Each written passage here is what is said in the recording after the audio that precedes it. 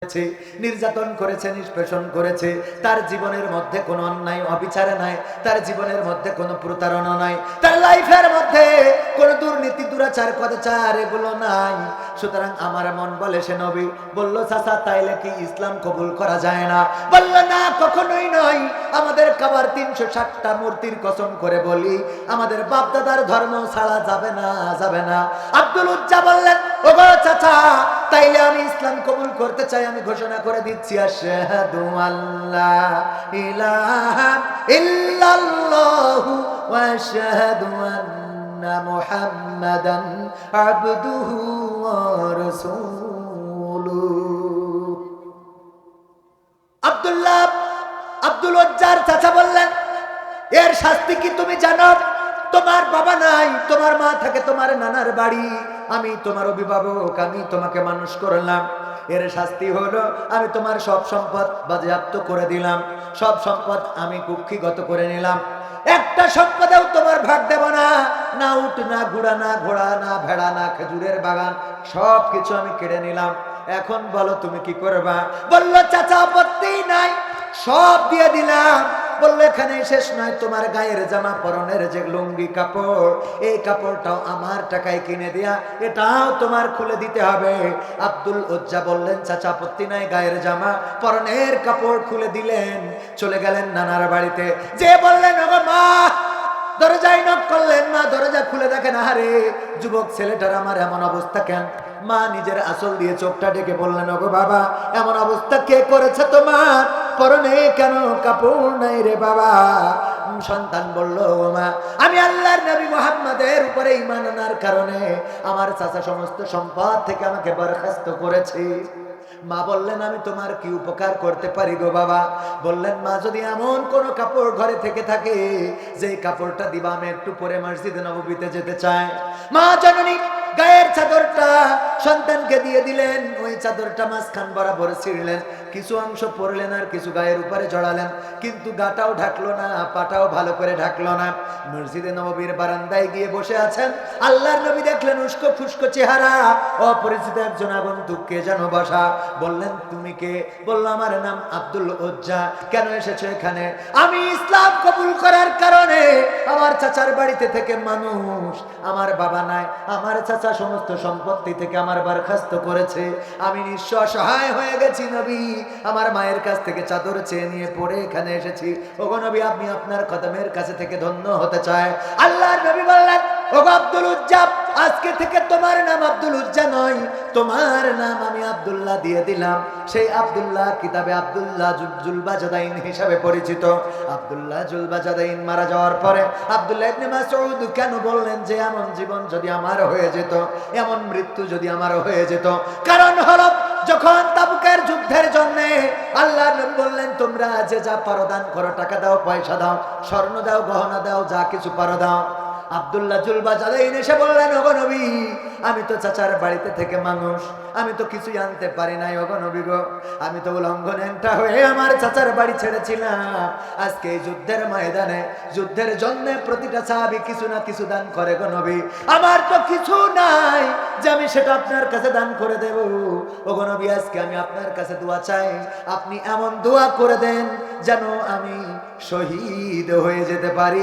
আজকের যুদ্ধের ময়দানে মানুষ টাকা দিল, পয়সা দিল, আমি যেন আমার জীবনটা দিয়ে দিতে পারি। এই যুগে এমন মানুষ তৈরি হয় না, হয় না। আব্দুল ওসমান হাদি তিনি বলেছিলেন, আমাদেরকে দমন করার জন্য গুলি করতে হবে, হয় মাথায় না হয় বুকে, এই গুলি করা ছাড়া থামানো যাবে না। আর ঠিকই বাতিলেরা কপালকে বেছে নিয়েছে, বলেন ঠিক কিনা? এখনকার জামানায় শহীদ হতে চাই। ওসমান হাদি বলেছেন, আমাদের এই আন্দোলন কখনো থামানো যাবে না, আমাকে শহীদ করা যেতে পারে, আমাকে মেরে ফেলানো যেতে পারে, কিন্তু আমার সন্তান আন্দোলনটা চালিয়ে নেবে, একদিন তার সন্তানের আন্দোলনটা চালিয়ে নেবে। আমাদের এই আন্দোলন যুগের পরে যুগ অনন্তকাল ধরে চলতে থাকবে, বলেন ঠিক কিনা? 1400 বছর আগে আল্লাহর নবীর সাহাবীরা লড়াই করেছেন, সংগ্রাম করেছেন, যুদ্ধ করেছেন, জীবন বিলিয়েছেন। আর 1400 বছর পরে আবু সাইদ মুগ্ধরা রক্ত দেয় না, দেয় না? কথা কয় না, দেয় না, দেয় না? আন্দোলন 1400 বছর পরেও চলছে, আর 14,000 বছর পরেও চলবে। ভাইরা আমার, যে কথা বলছিলাম, আমার যুবকেরা, সোনার টুকরা ছেলেরা আমার, আব্দুল্লাহ জুলবাজাদাইন যখন এই দোয়া চাইলেন, আল্লাহ নবী বললেন, ও আল্লাহ, আমি আব্দুল্লাহ জুলবাজাদাইনের রক্তটা কাফেরদের জন্য হারাম করে দিলাম। কি করে দিলে?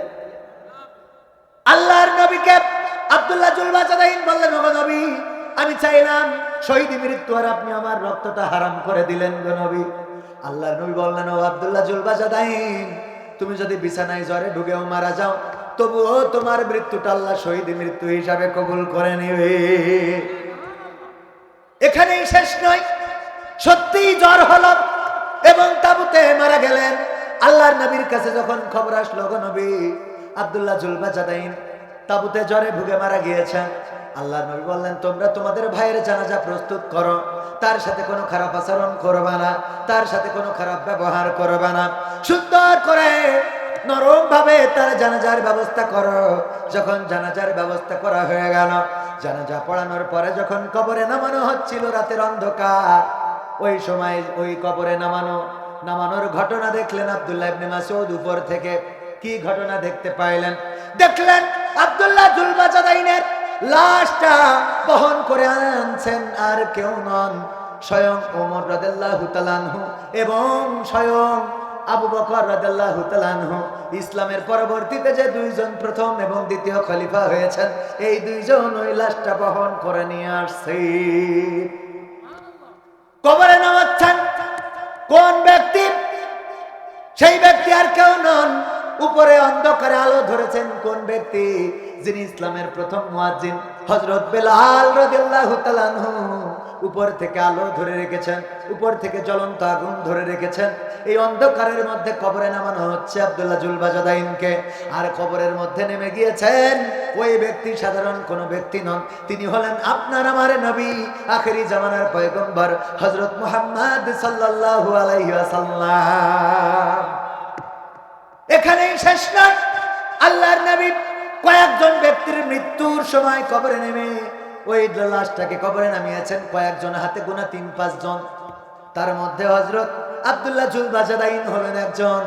আল্লাহর নবী কবরে নামানোর পরে মুখটা কিবলার দিকে দিয়ে আল্লাহর কাছে ওই কবর থেকে দুটি হাত তুলে ফরিয়াদ করে বললেন, ওগো আল্লাহ, ওগো আল্লাহ, ওগো আল্লাহ, আজ সন্ধ্যা পর্যন্ত আমি আমার আব্দুল্লাহ জুলবাজাদাইনের উপরে সন্তুষ্ট ছিলাম, তুমি আমার আব্দুল্লাহ জুলবাজাদাইনের উপরে সন্তুষ্ট হয়ে যাও। ভাইরা আমার, আল্লাহর নবী যেই ব্যক্তির উপরে সন্তুষ্ট হয়ে এমন দোয়া করেছেন, সেই দোয়া কবুল হতে পারে না, পারে না। আল্লাহর নবী যখন এমন দোয়া করলেন, আব্দুল্লাহ ইবনে মাসউদ বললেন, আরে আজকের এই মৃত্যুটা যদি আব্দুল্লাহ জুলবাজাদাইনের না হয়ে আমি আব্দুল্লাহ ইবনে মাসউদের হয়ে যেত, তাইলে আমার জীবনটা ধন্য হয়ে যেত। বলেন আল্লাহু আকবার। এমন যুবক হতে হবে যেই যুবকের পরে আমার নবী সন্তুষ্ট থাকবে, এমন যুবক হতে হবে যার পরে আল্লাহ সন্তুষ্ট হয়ে যাবে। আমার যুবকেরা নেতার সন্তুষ্ট করে বেড়াও, প্রেমিকার সন্তুষ্ট করে বেড়াও, পিতার সন্তুষ্ট করো রে, পরকালের ময়দানে এই পিতা, এই নেতা, এই প্রেমিকা কোনো কাজে লাগবে? লাগবে? ওই দিন স্ত্রী আপনাকে চিনবে না, স্বামী স্ত্রীকে চিনবে না, মাতার সন্তানকে চিনবে না, সন্তান তার মাকে চিনবে না। এমনকি আল্লাহ যখন জিজ্ঞাসা করবে, বলো জাকির তুমি কেমন ভালো ছিলে দুনিয়ার পরে, জাকির বলবে, আল্লাহ রে, আমি ছিলাম সবচেয়ে ভালো লোক, আমি ছিলাম সবচেয়ে ভালো লোক। আমার আল্লাহ তখনই কি করবেন? সূরা ইয়াসিনে বলে দিয়েছেন, আল-ইয়াওমা নাখতিমু আলা আফওয়াহিহিম ওয়া তুকাল্লিমুনা আইদিহিম ওয়া তাশহাদু আরজুলুহুম বিমা কানু ইয়াকসিবুন।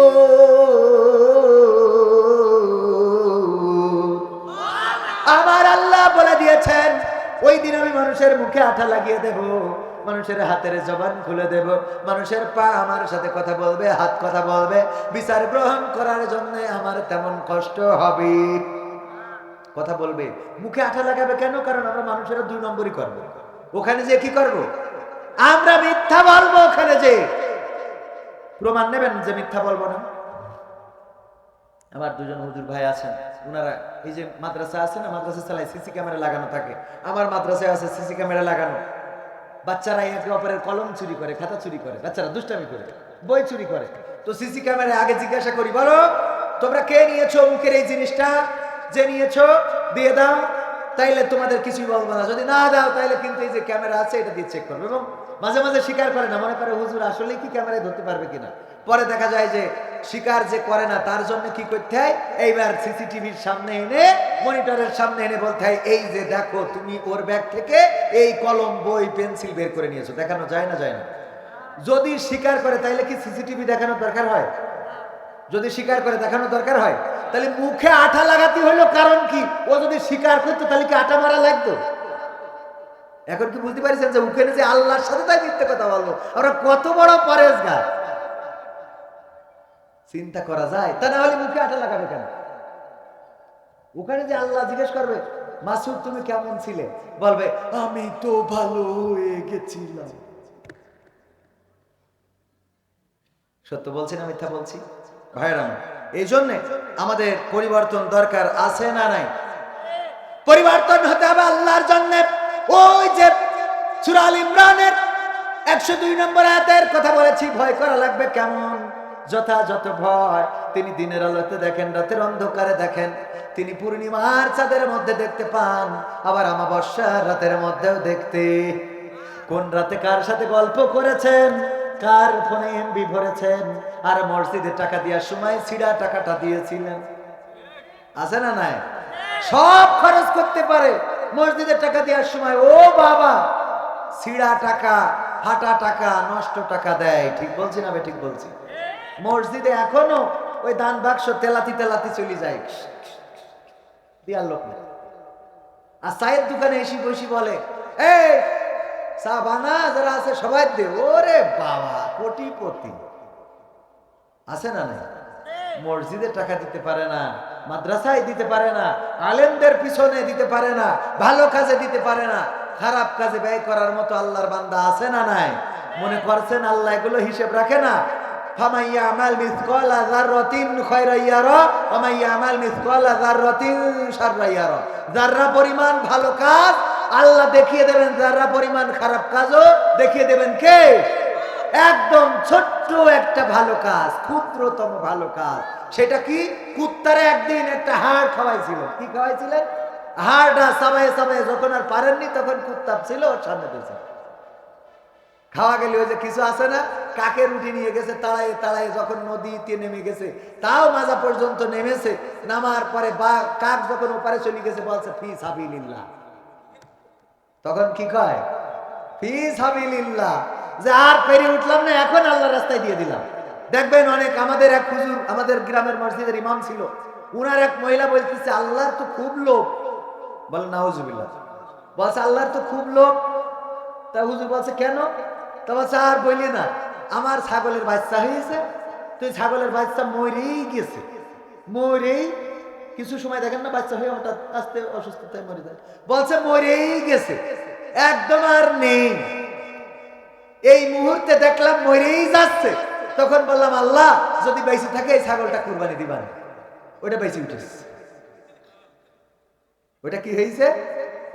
মানে মরেই যাচ্ছে, সেই ছাগলটা আল্লাহর নামে দিয়ে, মানে যে মরে গেলি তো ফেলাই দিতে হবে, তার থেকে থাক কুরবানি দিবা। আল্লাহ মানে কি কয়, আল্লাহর কি লোভ? এটা আল্লাহ লোভ না, আল্লাহ তোর পরীক্ষা করলো যে তুই কত বড় শয়তান, যে মরিয়ে গেল সেই সময় বলছে আল্লাহ তোমার রাস্তায় দেব। এরকম আছে মরে যাওয়ার পরে আমাদের দুনিয়ায়ও সারা জীবন হুজুর চোখে পড়ে না, হুজুর দেখতে পারে না, দাড়িওয়ালা টুপিওয়ালা, ওদের ভাল লাগে না, দাড়িওয়ালাদের বিরুদ্ধে কথা বলে, হুজুর এই কথা বলেন না, হুজুর এটা বলা যাবে না, হুজুর এটা করা যাবে না, হুজুর এই স্লোগান দেওয়া যাবে না। আর মরিয়ে যাওয়ার পরে এই হুজুর দেখ কি বলে, হুজুরের ডেকে নিয়ে আয়, হুজুর যা করবে, হুজুর যা বলবে, হুজুর যেভাবে চালাবে। ওরে হুজুর, সত্য বলছি না মিথ্যা বলছি? ওই একজন, কত কথা বলবো মনে পড়ে যায়, একজন গরু কিনতে যাচ্ছে, কুরবানির গরু। তা বলছে যে বউ মানে স্ত্রী, যাচ্ছি। হ্যাঁ, তা বলছে ওইভাবে বলতে হয় না, বলো যে যাচ্ছি ইনশাআল্লাহ। তা বলছে টাকা আছে পকেটে, এত ইনশাআল্লাহ বলতে হবে কেন? ইনশাআল্লাহ বলতে হবে কেন? তো বাজারে যাই গোহাটায় ঘুরতে ঘুরতে পকেট মায়ের কখন সে মালগুলো ঝাড়ি নেস। তো গরু একটা ঠিক করে ফেলিছে, ঠিক করার পরে দরাদাম শেষ, টাকা যখন দেবে তখন হঠাৎ করে পকেটে হাত দিয়ে দেখে কোনো টাকা নাই। খুঁজি গরু যার মালিক বলতেছে, এই আর কতক্ষণ আপনি পকেট হাত রাখবেন, টাকা কই, টাকা দেন। তো বলছে টাকা তো ইনশাল্লাহ পকেটে ছিল। তো বলছে ছিলটা কি হয়েছে? বলছে ইনশাল্লাহ সে টাকা তো মনে হচ্ছে পকেট ভ্যারিনেস। তো তাহলে এখন কি হবে? বলছে ইনশাল্লাহ গরু নিয়ে হবে না। তো তাহলে কি করবেন? বলছে ইনশাল্লাহ বাড়ি যাবো। বাড়ি আসার পরে স্ত্রী রান্না করতেছে, রান্নাঘরে খুব মুখ মলিন করে বাড়িতে এসেছে। আসার পরে স্ত্রী বলছে, কি ব্যাপার, গরু কই? বলছে ইনশাল্লাহ গরু পছন্দ হয়েছিল। তো তারপর তো বলছে ইনশাল্লাহ দরদামও ঠিক হয়ে গেল। তারপর তো বলছে ইনশাল্লাহ টাকা দেব। তারপর ইনশাল্লাহ পকেটে হাত দিয়ে দেখি টাকা নেই। তাহলে কি? বলছে ইনশাল্লাহ পকেট মেনেছে। তো বলছে এখন এত ইনশাল্লাহ বলছো কেন? বলছে আমি ইনশাল্লাহ ইনশাল্লাহ বলবো, তোর বাপের ওই ইনশাল্লাহ ইনশাল্লাহ বলবে। মানে যখন বিপদে পড়ে তখন আল্লাহ আল্লাহ আল্লাহ ডাকতে ডাকতে আর মুখে ফেনা তুলে ফেলে। আর যখন ক্ষমতা থাকে তখন বলে হুজুর এটা বলা যাবে না। ঠিক না বেঠে? আর ক্ষমতা চলে যাওয়ার পরে আর আমার হুজুররাও পাগলের পাগল, যেই ডেকে নিয়ে যেয়ে 200 টাকা আর একটু খিচুড়ি ধরাই দেয়। ও বাবা আল্লাহ তোমার বাচ্চা আল্লাহ 200 টাকায় জান্নাতের মাঝখানে থুই দেয়। পানি থুই দেয়। বিসমিল্লাহি ওয়া আলা মিল্লাতি রাসূলিল্লাহ বলে না? বলে না? সারা জীবন রাসূলের বিরুদ্ধে দল করে গেল। দাড়িওয়ালা টুপিওয়ালা দেখলে ওর মাথা গরম হয়ে যায়, ইসলামের কথা শুনলে ওর পাছা গরম হয়ে যায়। ও আবার মরে যাওয়ার পরে বিসমিল্লাহি ওয়া আলা মিল্লাতি রাসূলিল্লাহ এটা যারা বলে পুরা প্রতারক, মিথ্যাবাদী, প্রতারক, মিথ্যাবাদী, প্রতারক, মিথ্যাবাদী। বলেন ঠিক কিনা? আর এইটা বলার জন্য ওই হুজুরের আল্লাহর কাছে খবর আছে। খবর আছে না নাই? তাহলে হুজুররা কি বলবে তাদেরও তো একটা দায়িত্ব আছে, আছে না? আজকে আমি সেটা শিখাই দিচ্ছি। যেহেতু না বললে তো আবার মাঝে মাঝে ইমামতি নিয়েও টান টান করতে পারে, আমার ভাইরা আছে, বিপদ হইতে পারে না? তো এই জন্য আপনারা খুব কায়দা করে পড়বেন বিসমিল্লাহি ওয়া আলা মিল্লাতি নরেন্দ্র মোদী। যদি দেখেন দাদাদের দলের লোক, কথা কি বোঝা গেছে? যে তোর এখানে তুলে দিলাম, যা করার করবে না। আর যদি দেখেন আমেরিকা পন্থী, তাহলে বিসমিল্লাহি ওয়া আলা মিল্লাতি ডোনাল্ড ট্রাম্প। যদি দেখেন মায়ানমার পন্থী, বিসমিল্লাহি ওয়া আলা মিল্লাতি ওং সাং সু চি। এইগুলো বললে ওরা বুঝবে নাকি?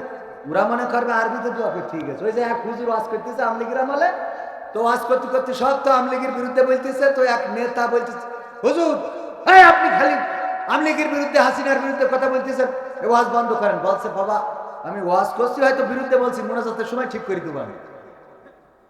তো বলছে আচ্ছা ঠিক আছে, তাহলে মোনাজাত পর্যন্ত ওয়েট করি। তো মোনাজাতের সময় হুজুর দোয়া করছে, রব্বানা আতিনা ফিদ দুনিয়া হাসিনা ওয়া ফিল আখিরাতি হাসিনা ওয়া কিনা আযাবান নার। পাশেতে মনে করছে যা হুজুর আরবি দিয়ে একেবারে হাসিনার নাম ধরে দোয়া করছে। এরা আল্লাহর ওলি আছে না নাই? কথা কয় না আছে না নাই? যাই হোক, আজকের ওয়াজের সারাংশ হলো, প্রথম অংশই তো শেষ করতে পারিনি। প্রথম অংশ কি বলেছি? আল্লাহর যথাযথ ভয়ের দরকার আছে না নাই? আর দ্বিতীয় অংশ আল্লাহ বলছেন যে ততক্ষণ পর্যন্ত মৃত্যুবরণ করো না যতক্ষণ পর্যন্ত না পূর্ণ মুসলমান হতে। মৃত্যু কি আমাদের হাতে না আল্লাহর হাতে? আল্লাহ বলেন আল্লাযী খালাকাল মাউতা ওয়াল হায়াতা লিয়াবলুয়াকুম আইয়ুকুম আহসানু আমালা। আমার আল্লাহ বলছেন আমি মৃত্যু এবং জীবন সৃষ্টি করেছি, আর আমি মাঝখানে তোমাদের সময় দিলাম পরীক্ষা নেওয়ার জন্য। বেলা শেষে ফিরতে হবে কার কাছে? আল্লাহ বললেন মিনহা খালাকনাকুম ওয়া ফিহা নুঈদুকুম ওয়া মিনহা নুখরিজুকুম তারাতান উখরা। এই মাটি থেকে তোমাকে সৃষ্টি করা হয়েছে, মাটিতে ঢুকানো হবে, আবার মাটি থেকে উঠানো হবে। আমার আল্লাহ বললেন কাইফা তাকফুরুনা বিল্লাহি ওয়া কুনতুম আমওয়াতান ফাহিয়াকুম সুম্মা ইউমিতুকুম সুম্মা ইউহয়িকুম সুম্মা ইলাইহি তুরজাউন। আমার আল্লাহ বললেন তোমরা কেমন করে আমি আল্লাহকে ভুলে যাও, অথচ তোমরা ছিলে মৃত, আমি তোমাদের জীবন দিলাম, আমি তোমাদের আবার মৃত্যু ঘটাবো, আবার আমি একদিন পুনরায় তোমাদের পুনরুজ্জীবিত করব। সুতরাং বেলা শেষে ফিরতে হবে কার কাছে? তো তোমরা আল্লাহ যেহেতু আমাদের জীবন মৃত্যুর মালিক, আল্লাহ বানাইছে, আল্লাহ মারবে, সুতরাং আল্লাহ আবার বলছে যে ততক্ষণ মরো না যতক্ষণ পর্যন্ত না পূর্ণ মুসলমান হতে পারো। তার অর্থ হলো এই আয়াতটা শুনবেন যখন আত্মসমর্পণ করবেন তখন। আয়াতটা শুনবেন যখন, কথা কয় না, আত্মসমর্পণ করবেন কার কাছে? ইব্রাহিম আলাইহিস সালামের মতো বলবেন ইন্নী ওয়াজ্জাহতু ওয়াজহিয়া লিল্লাযী ফাতারাস সামাওয়াতি ওয়াল আরদ হানিফা ওয়া মা আনা মিনাল মুশরিকিন। ইব্রাহিম আলাইহিস সালামের মতো বলে দিবেন ওগো রব, আমি আমার মুখ, আমার চেহারা ঘুরিয়ে এই আসমান জমিনের স্রষ্টা যে তুমি, তোমার দিকে করে দিলাম, আর ঘোষণা করে দিলাম আমি কোন মুশরিকদের অন্তর্ভুক্ত নই। এই কথা কি বলা যাবে? মুশরিকদের দল করা যাবে? যারা আল্লাহর বিরুদ্ধে দল করে তাদের দল করা যাবে? যারা কোরআনের বিরুদ্ধে দল করে তাদের দল করা যাবে? যারা ইসলামের বিরুদ্ধে দল করে তাদের দল করা যাবে? আবার যারা ইসলাম ধর্ম নিয়ে ব্যবসা করে তাদের দল করা যাবে? এমন ব্যবসায়ী আছে না নাই? সময় মতো টুপি পাঞ্জাবি পরার মতো আল্লাহর ওলি আছে না নাই? এই জন্য ইসলামকে ব্যবহার নয়, বরং ইসলামকে প্রতিষ্ঠিত করতে হবে। ইসলামকে ব্যবহার নয়, ইসলামকে প্রতিষ্ঠিত করতে হবে। আমার দেশে মুসলমান আছে কিন্তু ইসলাম নাই, আর অনেক দেশে ইসলাম আছে কিন্তু মুসলমান নাই। সিঙ্গাপুরে দুর্নীতি আছে, সিঙ্গাপুরে খুন আছে, বছরে একটা দুইটাও খুন খুঁজে পাবেন না, বছরে। আর আমার দেশের পত্রিকা খুললে প্রতিটা পাতায় পাতায় খুনের খবর, ধর্ষণ পাবেন না, জেনা ব্যভিচার। তাদের রাষ্ট্রে যেটা আইনে নাই সেটা তারা করে। আর আমাদের দেশে খুন খারাপি, হত্যা, ধর্ষণ, গণধর্ষণ এগুলো আছে না নাই?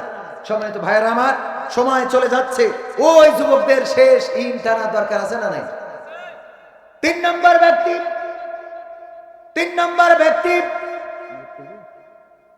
আলহামদুলিল্লাহি রাব্বিল আলামিন। রব্বানা যালামনা আনফুসানা ওয়া ইল্লাম তাগফির লানা ওয়া তারহামনা লানাকুনান্না মিনাল খাসিরিন। রব্বানা আতিনা ফিদ দুনিয়া হাসানাহ ওয়া ফিল আখিরাতি হাসানাহ